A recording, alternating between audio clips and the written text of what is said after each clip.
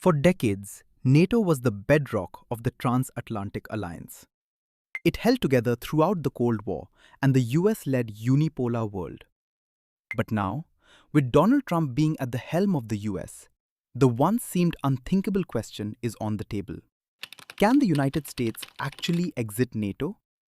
The question comes after renewed threats from Trump, who has openly said he is considering pulling the US out of the alliance, calling it a paper tiger and accusing European allies of failing to support Washington during the ongoing war on Iran. But can a US president really do that? The answer is complicated, and it sits at the intersection of international law, the US Constitution, and domestic politics. Let's start with NATO itself.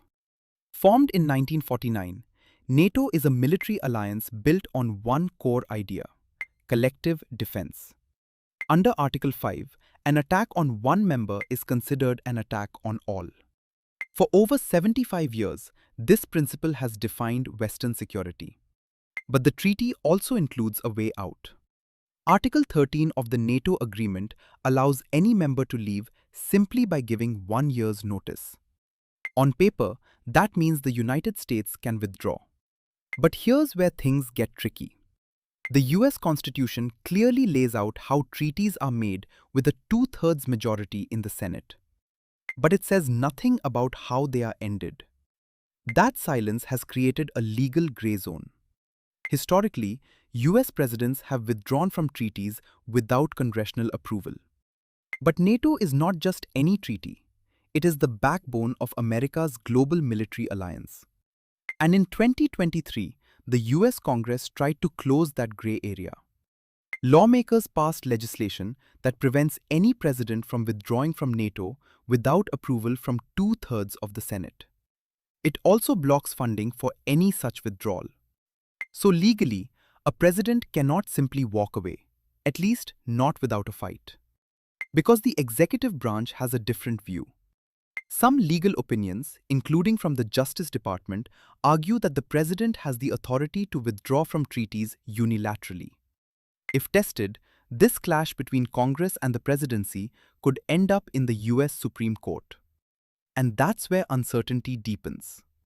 The court has never directly ruled on whether a president can exit a treaty like NATO without Congress. Any challenge would face procedural hurdles, like who even has the legal standing to sue. In short, even the legal pathway is unclear. But beyond law, there's a more immediate reality: political will. Experts say that even without formally exiting NATO, a US president can weaken the alliance simply by refusing to fully commit to it. If Washington signals that it may not defend its allies, the credibility of NATO itself comes into question. And that has global consequences. Because NATO is not just a treaty, it is a deterrent.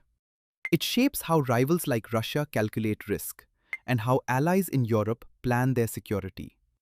That's why recent comments from Trump have alarmed European leaders. While countries like the United Kingdom and Germany have reaffirmed their commitment to NATO, tensions are clearly rising, especially after disagreements over the Iran war and burden sharing. So where does this leave US?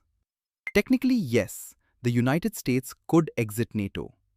But in reality, it would trigger a constitutional battle at home, strain alliances abroad, and reshape global security in ways that are hard to predict. For now, the question is not just whether the US can leave NATO.